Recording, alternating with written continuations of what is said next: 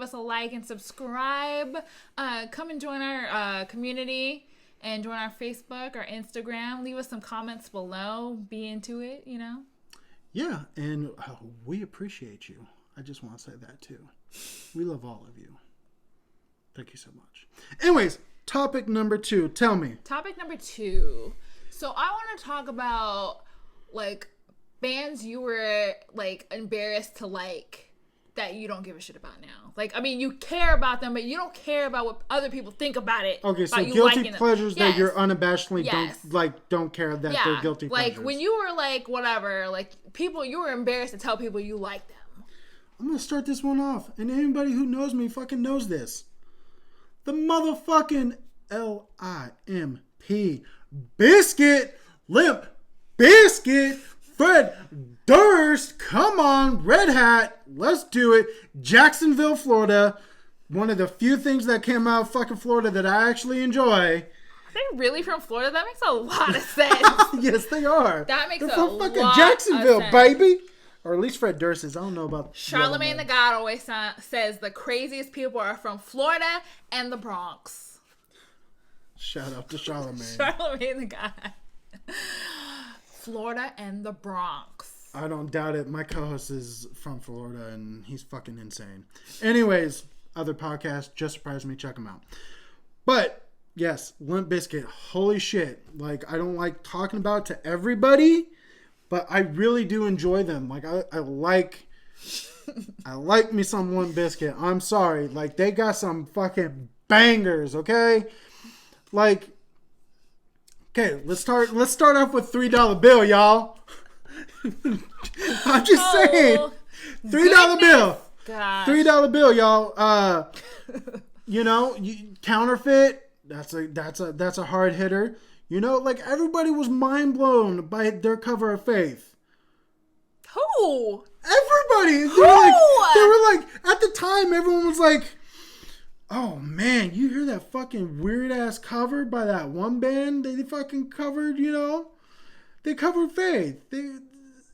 It's the only reason I know who Limp Bizkit is because, like, I used to be, like, obsessed with watching, like, MTV Spring Breaks. Mm-hmm. And, like, they would always be, like, on, like, one of those things, like... Oh, yeah. No, Fred Durst was, like, huge. Come on. Everyone was like, oh, man, he's dating Britney. Was he? Oh. I didn't know that. See, I was too young to give a shit. Like, I remember watching, like, Spring Break. You're the same age as me, and I give a shit. Well, that's because I was also a lot more sheltered than you were. Like, I wasn't allowed to watch certain stuff and do certain things. Listen That's to certain another kinds topic. Of music. Another topic. Anyways. Yeah. Limp Bizkit. Holy shit. So, yeah, $3 bill. Then everybody's, you know, favorite... Actually, I believe Chocolate Starfish and the hot dog flavored water came after Significant Other. But, dude, his collabs are fucking good. Like, oh my god, they're fucking good. Method Man, Redman, fucking, like, on Significant Other, holy shit. Snoop Dogg, DMX, rolling the remix? Come on. What? Wait, I don't think Snoop Dogg, but DMX is on there. That's on the shocking. They have solid... Like, okay, one of my favorite songs, shout out to Scott Weiland. They do a song with Scott Weiland of Stone Temple Pilots. He's dead. He dead, he gone. Rest in peace. I heard not. So I Will, on Just Surprise Me, my co-host, he was telling me like how his ex-wife did a like heart-wrenching letter after he died, which was like basically just talking so much shit about him. And she literally ends it with, hey, my family's fine. We don't have to work another day in our lives. We'll be good. Oh, his wife, Scott Weiland's wife? Yeah, I thought you were talking about Will's wife. No. Sorry. Why would Will's wife? No, Scott. Scott Weiland's wife. Well, and she had to do with his abusive behavior and his drug addiction. So basically she ends the letter with, hey, don't spend your money on his music. Like, we're fine. Fucking go take your kid to a fucking ball game because he never did.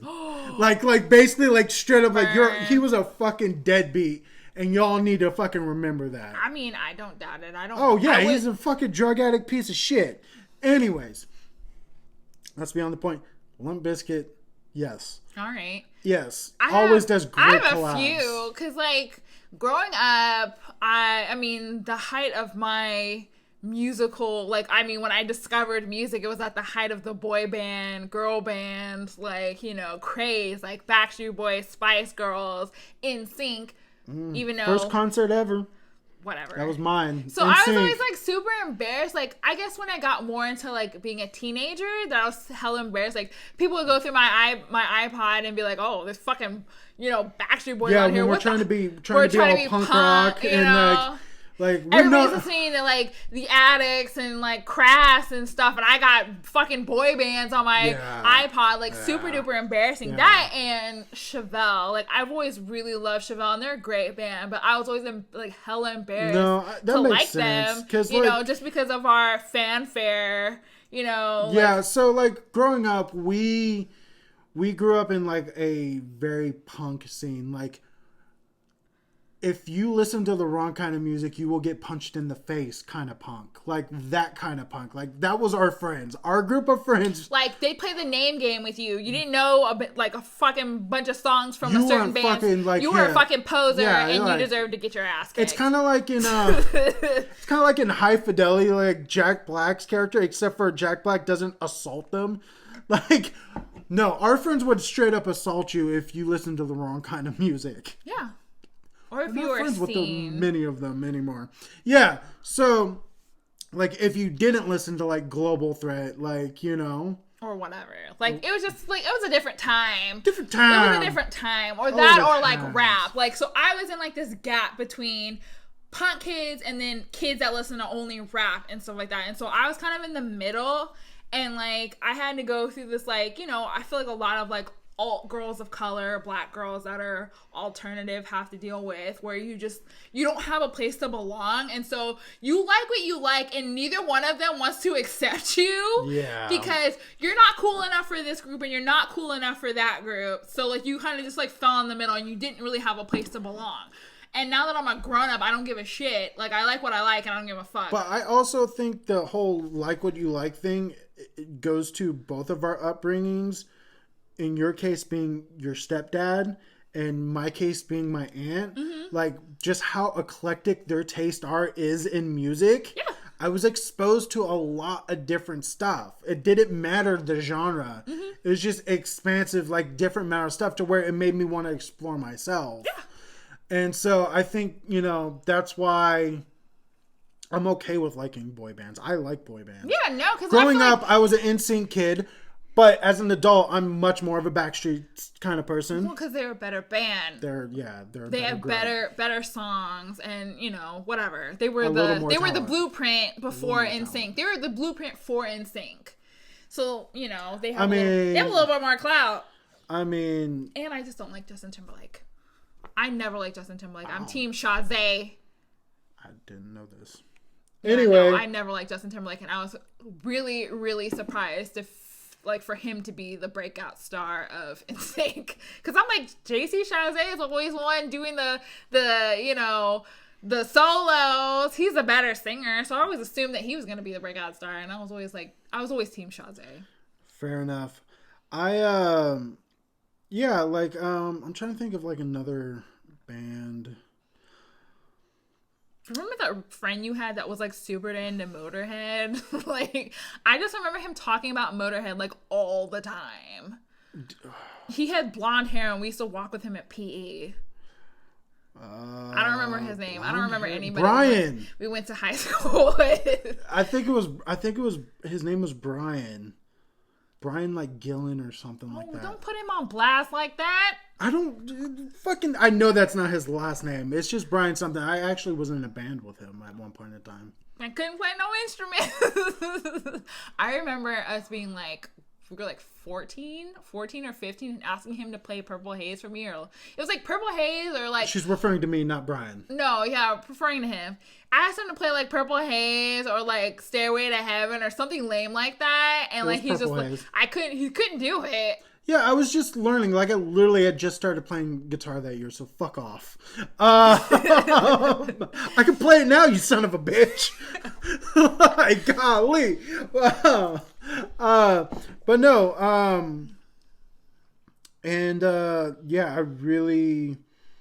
Oh, I would say Metallica is one of those bands That you were ashamed to like. Yeah, yeah. I feel like I'm more ashamed to like them now. Well, I'm more ashamed. I don't like them now, but like I was ashamed then because I was one of the few people who actually did like Saint Anger. At the time, it's really a bad album. Like, it's a really bad album. But at the time, I liked it. You know another one? And people Slipknot. Fucking hated it. I used to be embarrassed to like Slipknot. But just Corey Taylor, another babe. Really? I do. I think Corey Taylor is adorable. Adorable? I do. I think he's adorable. And I just think of this time where he was talking about thinking that like Tina Turner was like the hottest person like when he was like a little kid. And I'm like, oh, hey now. Like some chocolate? Oh, yeah. I'm like, I have a shot. Yeah, Metallica was definitely on that list. Okay. I don't give a fuck what anybody says because they're multi-platinum artists. Okay? And I didn't get to go see them, but I did buy tickets. I just never got to see them because the person I was going with fucking bailed. Creed. I don't really listen to Creed now, but once upon a time, I really, really did and did not give a shit. No, I never thought Creed was one of those bands that to be embarrassed about growing up because I thought they were cool. Like, I remember, like, I think I was like, I want to say it was like 8 or 9. My mom bought me a Creed album, and I thought it was like the coolest thing ever, not knowing that they were lame. Like, you know what I mean? But I didn't feel like they got lame until I was older, and then it was like, oh, I'm so like, you know, ashamed to go see Creed or like Creed, like, you know what I mean? I really like Creed, the album that has like bullets on it. It's like track 1. It's really good. It's so good. That's a good song. Now here's a band that I'm ashamed, like this is kind of the opposite. I'm ashamed that I ever liked this band, and I really liked this band at the time. You're ashamed that you like them now? I'm ashamed that I liked them then. Okay. Like, it's like a band I don't fucking listen to anymore, but holy shit, it was like super influential. Fucking Seether. You're ashamed to like Seether now? I am. Oh. I am. I always thought you really liked them. No, like I could go my whole life not listening to another Seether song. Like at the time they were like really good. I've seen them live. What was always cool about them live is they always do like 1 or 2 Nirvana songs, and like obviously too young to go see fucking Nirvana back in the heyday, which I heard they were always terrible live, so it doesn't fucking matter. But yeah. Seether is definitely one of those bands like I don't know why I like them. I'm just like, oh, you're so edgy, like, oh, and I'm just like, god damn. As an adult, I can't stand it because I'm like, okay, I'm not this like fucking like emotional, like depressed, like grungy, like angry teen anymore. Angsty. So angsty, yeah, that's the word I'm looking for. I'm not fucking angsty, so like I can't really identify with Seether's music anymore. And like the fact that they still, that's what they like, you know, hang their hat on to this day. And I'm like, dude, you're like 50. Like, are they? They're that old? They're fucking old. I mean, he's probably like, I guarantee you, Sean, like, you could probably look it up. Sean Morgan, see how old he is. All right, let's look it up. He's gotta be in his 40s. I mean, that's not that gotta old. Be. But it's old enough to where like you shouldn't be talking about like angsty teenage bullshit. He is 41 years old. Okay, he's younger than I gave him credit for. My bad. But still. Yeah, Seether's one of those Another bands. honorable mentions. I've never liked this band. But after seeing what's his face from what's that guy that helps. Frizzy hair guy who I thought was black. Rabia? Yeah, Rabia. Okay, him doing the sounds like of Nickelback. Like, I don't like Nickelback, but him doing like some riffs from their songs, and I was just like, oh, this doesn't sound bad. So all my music friends know what the fuck we're talking about. But for those who don't know, there is a YouTuber guitarist by the name of Rabia Masad. Super nice guy. Always nice. I've ran into him twice now at NAMM. Super cool dude. Tall motherfucker. Anyways, He's not that tall. He's normal taller height. than me. He's of normal height. Whatever. I'm not. I would consider myself of normal height, and if he's taller than me, then. Anyways, that's beside the point. So he has a series on YouTube, part of Andertons, which is a music distributor. They do a Sounds Like where they take a band and they try to buy music gear to sound like a band. Them. Yeah. And they do song clip-its. And yeah, him doing Nickelback's really good because a lot of people like talk shit about butt rock. That's fine. You can I've never heard that phrase. That's what they call it. Yeah, it's called butt rock. Like for your booty? Yes, yeah, butt rock. They call it butt rock. That's awful. Anyways, but no, like at the end of the day, it's because I forget the singer's name. They go into like really heavy gain amps. They play Mesa Boogies, which is for a lot of people that's like a middle amp to use. Real quick, and I'm glad you brought them back up. Anyways, check out. If you're into music, you guys know what I'm talking about. If you don't, check out Rabir Massad's band called Tosca. Tosca. They're really good. Instrumental. If you're a fan of like Incubus, but like you want something heavier, shout out. Check them out. Anyways, Chevelle. Chevelle is an interesting one for me because I never gave a shit about Chevelle until I saw them live because I bought her. Was it Christmas or birthday tickets? I think it was Christmas. Yeah, I bought you birthday or Christmas tickets to Chevelle, and we saw them at the House of Blues in San Diego. And it was probably one of the best shows. Fucking amazing. It was so good. And like one of my friends had previously told me that she had seen them live when they like just sucked. And I'm sure like, you know, people have bad shows sometimes. But I'm like, man, this is one of the best shows I had ever seen. Like so much energy. People were having fun. Like they sounded great. They sounded amazing. And honestly, I left a fan of Chevelle that night. I didn't really care. I mean, I knew like The Red. Like all the singles. All the singles that went and played on fucking like K-Rock and shit. But no, like they really did convert me that night. I was like, holy shit. They're a great band, and I'm sad. Like I don't know why I was ever ashamed to like them. Like I don't know why. Like you know, but I guess because of you know our scene, yeah. Like it wasn't cool to like stuff like that or whatever. But like it's like now people like they're like you like whatever you want to like. You know, punk rock, like whatever you want to like. But it was so like black and white back then. There's like you can only like this kind of punk or whatever, and it's just like I don't know. Like I think people because we're all older and we're all adults now, it's not so like that, and everybody likes whatever they want to like. To be fair, I know for a fact there are probably still fucking people we went to high school with who are still of the original mindset of but I feel like all who didn't grow up. You know, whatever. You know, it is okay to like what you want to like, and don't let anybody talk shit to you. So you know, that's the note I want to leave on. Fair enough. Anyways, that about does it. Tell us your favorite guilty pleasure band that you're not so guilty about liking these days. And down below in the comments. Be sure to subscribe, like us, click that little bell, that way you get updates on when we upload. Join us on the Facebook group, like us on Instagram, follow us on Instagram if you will. And you know, we appreciate everybody, you know, who's watching us or listening to us for that matter. And this has been awesome. This is I'm really enjoying this. Anyways, we are the Renegades of Pop. Thank you so much. You guys have a good one. We'll see you next time.